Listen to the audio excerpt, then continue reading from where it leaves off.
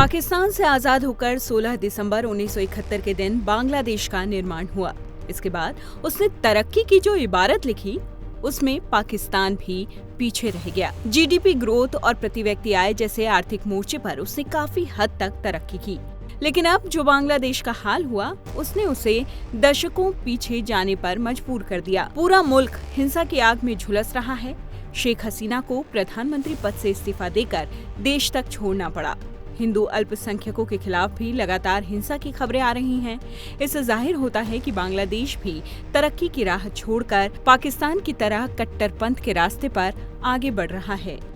चलिए आपको बताते हैं बवाल के पहले का बांग्लादेश और कैसे बांग्लादेश की अर्थव्यवस्था कुचली जा रही है। अंतर्राष्ट्रीय मुद्रा कोष यानी IMF का डेटा बताता है कि 2019 में बांग्लादेश की जीडीपी ग्रोथ 7.9% थी। दुनिया की सबसे तेजी से बढ़ती अर्थव्यवस्थाओं में ये शामिल था। बांग्लादेश सरकार ने हालिया बजट में जीडीपी ग्रोथ को 6.75% तक पहुंचाने का लक्ष्य रखा था। 2015 में प्रति व्यक्ति आय के मामले में उस पाकिस्तान को उसने पीछे छोड़ा जिससे अलग होकर बांग्लादेश खुद बना। बांग्लादेश की 2024 में भी प्रति व्यक्ति आय करीब $2650 के आसपास रहने का अनुमान है। बांग्लादेश को गरीबी के खिलाफ जंग में भी उल्लेखनीय सफलता मिली। साल 2000 में बांग्लादेश में गरीबी का स्तर 48.9% था, लेकिन शेख हसीना सरकार की नीतियों से ये 2016 तक घटकर 24.3% पर आ गया। बांग्लादेश की कमाई का सबसे बड़ा जरिया है गारमेंट एक्सपोर्ट। दम तोड़ती बांग्लादेश की अर्थव्यवस्था। बांग्लादेश की कमाई का सबसे बड़ा जरिया है गारमेंट एक्सपोर्ट। देश के कुल निर्यात में इसकी हिस्सेदारी है 83%। ज़ारा, H&M और लिवाइस जैसे कई मशहूर अपैरल ब्रांड की मैन्युफैक्चरिंग बांग्लादेश में ही होती है। ये दुनिया का तीसरा सबसे बड़ा क्लोथिंग एक्सपोर्टर है।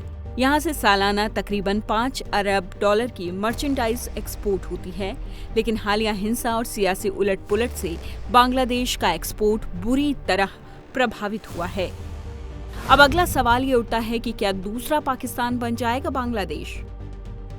बांग्लादेश में भले ही अंतरिम सरकार बन गई हो, लेकिन इस सरकार में पूरा दखल है सेना और कट्टरपंथियों का, बिल्कुल पाकिस्तान जैसा ही। मोहम्मद यूनुस का स्वतंत्र रूप में काम करना मुमकिन नहीं लगता। इसका अंदाजा इसी बात से लगता है कि यूनुस के सत्ता संभालने के बाद भी बांग्लादेश में अल्पसंख्यक हिंदुओं के खिलाफ हिंसा में कोई कमी नहीं आई है।